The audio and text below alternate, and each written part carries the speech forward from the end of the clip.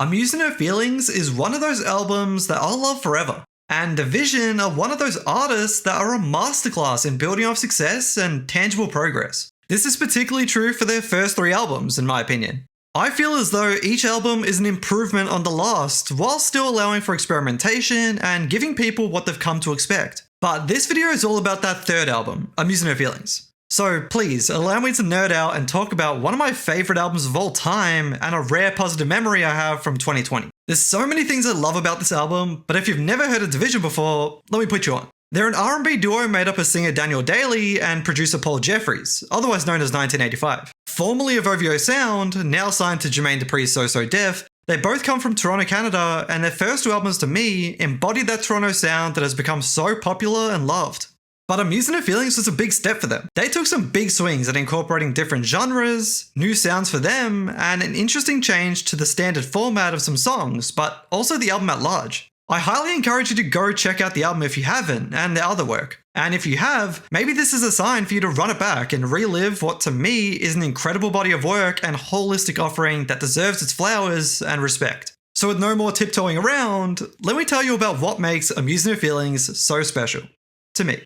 Transitions. Like, it's seriously one of the cleanest albums I've listened to transition and production wise, meaning the start and end of songs. It's incredible and not completely foreign to Division or 1985 style. For example, I've heard great transitions between No Time Take Time into Keep Calm into Think About Me, for those who know, but on this project, it's done to its highest level. I think an album should be judged as one, meaning that it should be complete and concise and designed to be listened to sequentially. And I'm Using Her Feelings does this to perfection, not only thematically, but through the seamless flow from one song to the next. With only a handful of succinct and clear endings to songs, the transitions make this album sound like a concise, carefully curated, and intentionally artistic offering that should be listened to from start to finish to really enjoy it and appreciate it the way it was designed to be. Saying this album sounds like one big song may be a stretch, because that's an incredibly hard thing to achieve, but I think this gets pretty damn close. But I totally understand this could be a negative for some people. If you're a playlist enjoyer like me and listen to most of your music through a variety of shuffled playlists, some of these songs, given its strong emphasis on song-to-song transitions, makes them sound a bit abrupt and out of place as they pop up on shuffle. On the other hand, hearing these songs pop up makes me want to listen to the album.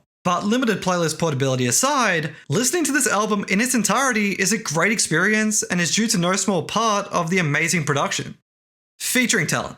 Going from having no features on their first 2 albums to having a mixed cast of star-studded talent and emerging stars, the featuring acts on this project tick a lot of boxes and showcase Division's versatility on sharing a beat and working with others and embracing different genres and styles. First off, let's talk about the Toronto representation. We see their former OVO Sound label mate and R&B star in Party Next Door on Friends. Probably no surprise given my Toronto and OVO fandom, but this makes me feel warm and fuzzy inside. Jessie Reyez appears on Courtside, providing a self-assured female perspective, highlighting the 2 Toronto acts that came out at a similar time. And Chantel May features on the final song, again, delivering beautiful vocals and a strong voice as they duet a very wholesome song. And deep within the credits, another R&B artist based out of Toronto, Raheem, also co-produced a handful of records, which is cool to see, as well as half of another OVO Sound duo, Jordan Allman from Marja Jordan. There's also some Caribbean talent that leads the dancehall and Afrobeat section of the album, with Buju Banton on Dangerous City and Popcorn on So What, providing that Jamaican touch that's ingrained in the city. And we've even got some more established names like Ty Dolla $ign, also on Dangerous City, that seems to preview or prelude their joint album to come in the following years. Cheers to the best memories. There's also one of R&B's biggest stars in Summer Walker on a cult classic sequel or threequel, Flawless, Do It Well Part 3.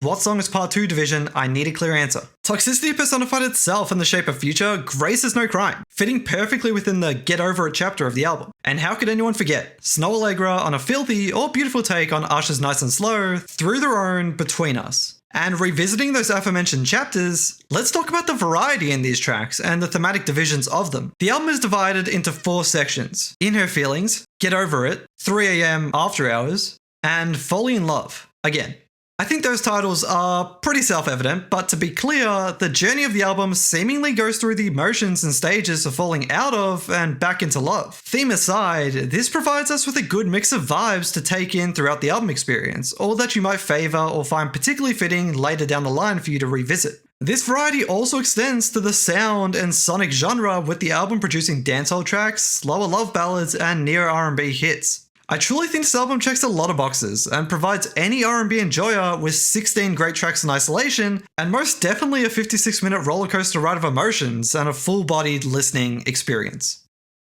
And speaking of which, let's do a quick album run through where I tell you about each song and spend a little bit more time discussing my favorites. So right off the bat, the album starts with the aptly named chapter, Inner Feelings, and the song No Good. This slow tempo, curl up and cry anthem makes you wonder if you're the problem.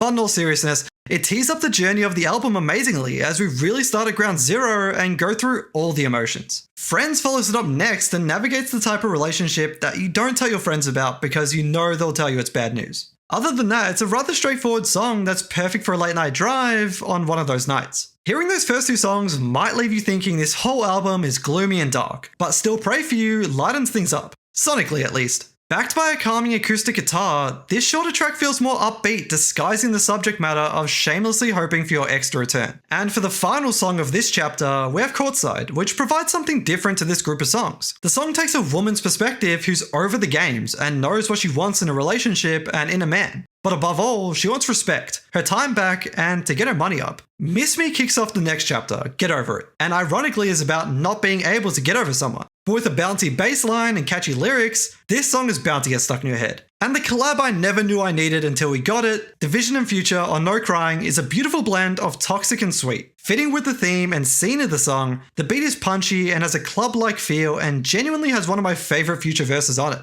Overall, it has a nice message of not letting a late night hookup confuse you of love. I'll admit, I slept on this song for the first dozen plays, but ever since I've realized that Dangerous City is really good. For Afrobeats fans, this song is sure to be a hit, and has clear Jamaican influence as the featuring Buju Banton might suggest. But what I love is that it takes that reggaeton rhythm and infuses it into this R&B setting, making for some really nice juxtapositions and switch-ups. And back to back here, we have another Jamaican-inspired record in So What, although it exists more within the typical R&B realm compared to Dangerous City. But with a beat that compels you to dance and move your body, I think it's a song well done. Seamlessly, Outlandish subtly takes over, and wow, one of my favorites of the album. The energy stays right where it was, but this more overtly sexual track only rises as the song continues, even carrying on to the next and directly setting it up. Keep It Going brings that club feel back with perfect production, so shout out to the guys that worked on this one. But it does this dance section of the album wonders, teeing up the next song and tying in the club setting to specifically a strip club setting, but also setting up our third chapter, 3 AM After Hours, hinting at what's to come. Do It Well Part 3, or Flawless, continues a cult classic saga that began back when their first album. In a song about falling in love with a stripper, it suits every occasion. But with its up-tempo drum line and energetic beat, it follows up Keep It Going perfectly, until the outro slows it down. And as we slow down, Greedy begins depicting the start of a more sensual and sensitive run of songs. While some others touch on emotion and connection, this one is all about sex. But if you know Division, they don't miss on these. Between Us is one of those others that I was alluding to, but this song does a great job of striking that balance and playing with blurred lines and double meanings. Is it about unprotected sex? Yes. Is it about a pure and unfiltered relationship?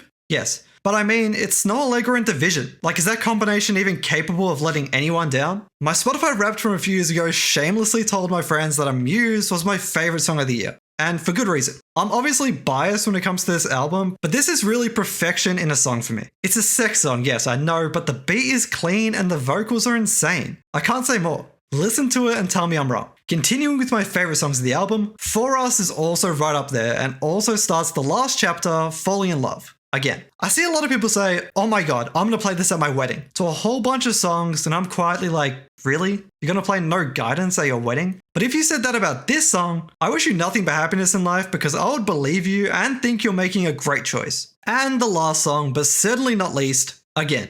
Bringing the album full circle, this song is about fighting for love and not giving up. But it's also the type of song that makes you strain your vocal cords trying to sing along in the shower and have you thinking you might be in love. And that does it.